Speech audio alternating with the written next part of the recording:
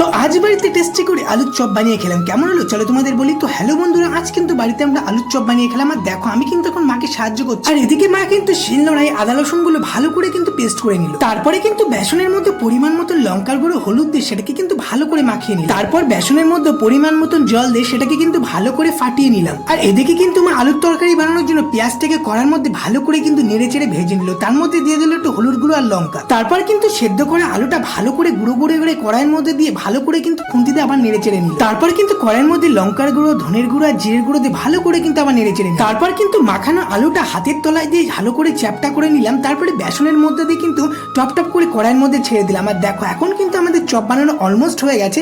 এবার কিন্তু সেটাকে তুলে নিলাম। এবার কিন্তু ফাইনাল কাজ শুরু, মানে মুড়ি মাখানো।